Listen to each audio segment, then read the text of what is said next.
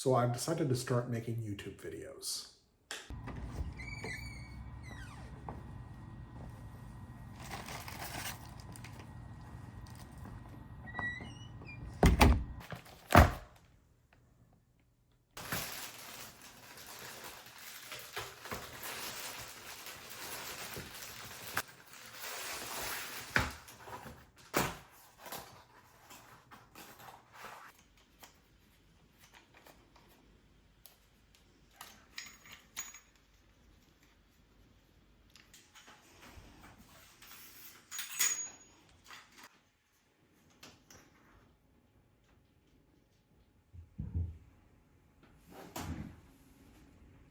Why bother making YouTube videos? Well, I have a trip coming up in September where I'm doing 4 things I've never done before. I'm taking a cruise ship from Alaska, where I've never been before, to Japan, where I've never been before. It's a small cruise ship, which will become important in a moment, and I'm going across an ocean, in this case, the Pacific Ocean. 15 days, middle of nowhere. It should be fun. It should be interesting. But why make a video? Well, when people ask you, well, how was your trip? You can answer like some teenager asking about school and saying, it was okay. Or it was fine. But while that's an answer, there's no information there. Okay, so how would I normally handle it? I would normally say, yeah, it was a great trip. If you go watch this channel in this particular video, you're going to be able to see from an expert YouTube creator how it worked out. That's not an option here. Because the ship is small and the itinerary is unusual, it means there aren't any videos out there to refer people to. What does that mean? I got to do it myself. And since I watch a lot of YouTube video, I figured I can do this too. There's just one small problem. I have no idea what I'm doing. So why don't you join me as I make my first YouTube video and try to figure out what the heck I'm doing. This is not one of those videos with a title, if I had to start making videos for YouTube again, this is how I would do it. I am a rank amateur. I have no clue what I'm doing. All right, so I do have a little clue. I know how to point my phone at some target and make a simple video, but all those videos end up being sleeping cat videos or ranty Reddit posts in video format. Not what I'm going after. I want to make something that people actually want to watch. They might not care about the content too much, but it's not going to be one of those things where somebody goes, yeah, let's look at your vacation photos. But how do I get there? Well, I'm an ex-corpo, which means that's where I'm going to start.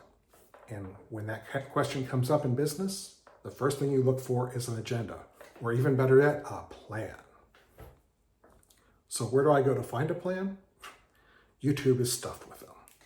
So after watching a bunch of these videos, I've come up with a 6-point plan to actually get this video and the videos I plan to make published. I thought I would go through each of those 6 steps with you. So every video starts off with the idea. And that's really where I'm going to spend most of my time in this video, is talking about the ideas I have for future videos that I want to make. Now I know what you're asking. Didn't you just say the kind of video you want to make? Well, that's a one-off kind of thing. Yeah, if I was a travel vlogger, I would take that one trip and turn it into 6 or 7 videos. But that's not my objective here. I do want to use these skills later on to do more videos if I feel like it. So what are my ideas? Well, first, I actually like the idea of travel vlogging. That gives me the opportunity to go to many places I may have not considered going to before and sharing my experience with whoever I can get to watch my videos. That might be cool. But I've got some other ideas too. Number 2, I could do gaming videos. Let's Plays and that kind of thing. After all, I'm already doing gaming. So why not invite people to come along with that? Very different kind of video though. Number 3, I could also do programming videos. I've always thought about doing some sort of basic programming for beginners videos, or really comp sci for beginners videos. I could take my 30 years in the business and probably 40 years of total experience and really use that to make some videos for people who are just looking to get into programming and don't know what to do. The last idea is actually talking about personal finance. I know, it's a crowded niche, but I could approach it from an engineer's point of view.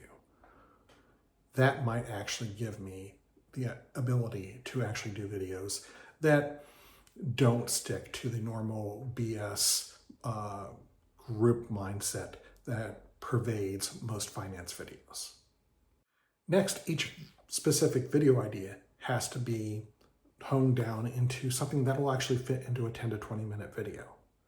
You could do a topic of the politics of the European Union, but you're not going to fit that into one single 10 to 20 minute video, at least not well. You could do something like the politics of Luxembourg, but that's about all you're going to get in an individual video.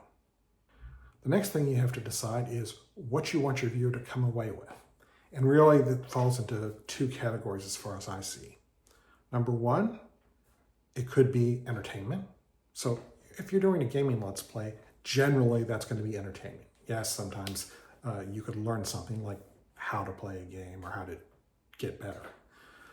But in say a programming video, you would actually come away with, hey, this is how I do things.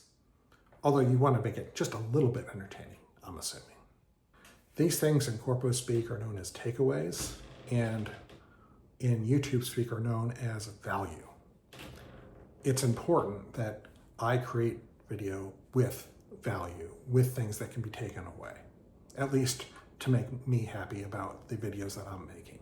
So what are some takeaway categories? Well, we've already talked about education, learning something. We've already talked about entertainment. This is pretty obvious. What are some other things? Well, you also have knowledge. In other words, not things that, hey, learn how to do this, but learn why this happens. And finally, there's emotion. You know, a lot of lifestyle bloggers, that's all they do, is they work on emotion. This is how I feel today. I'm not looking to get into that particular niche, but that is a possibility for other folks with more personality and better looks. All right, on to step 2. The next thing is you actually have to know what you're putting into the video before you even start filming.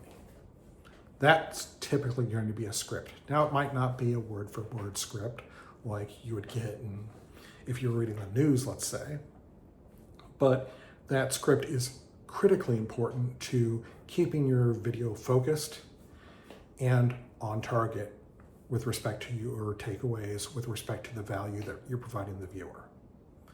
The problem is some of these types of videos that I've talked about making, I'm not sure what kind of script to work on. How do you do a script for a travel vlog or a Let's Play? I don't know how to do that, but we're going to leave that problem for future Jake. Right now, we're just working on a talking head video. This is also where the storytelling element comes in. Every YouTube video about making YouTube videos talks about telling the story. There's only one problem, and it's a problem I've had before. I stink at storytelling. So I gotta get better. How do I get better?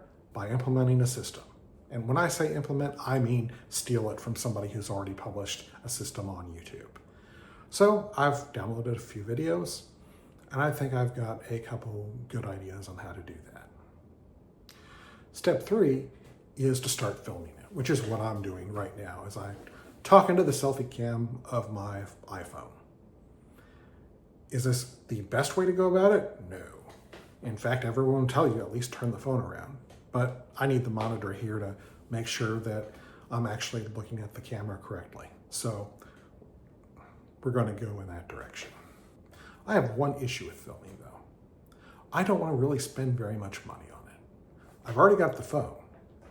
What I don't have is lighting or a set. You can see my messy office here in the background, or any of the other tools that a professional YouTuber would have.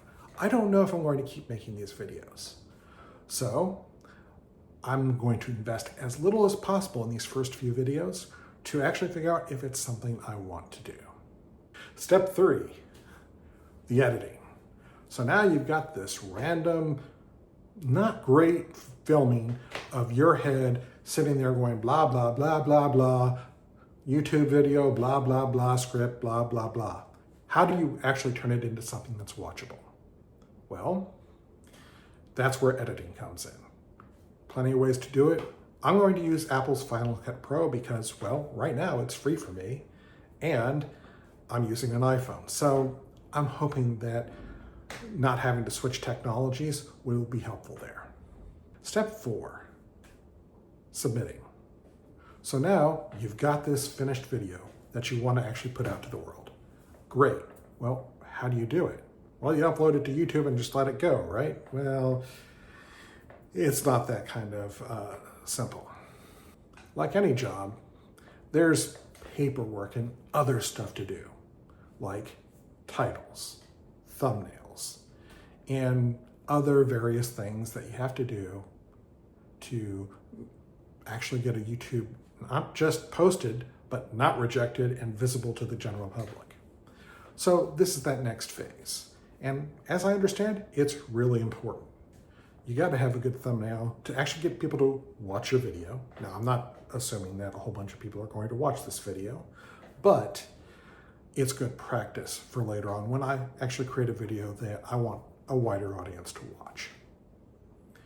Next, you got to have a good title, something that actually explains what the viewer is going to take away from it. And finally, you got to have a decent description so that basically the AI and search engines know, hey, this is what we're talking about in this video. And then there's advertising. And this is where you come in.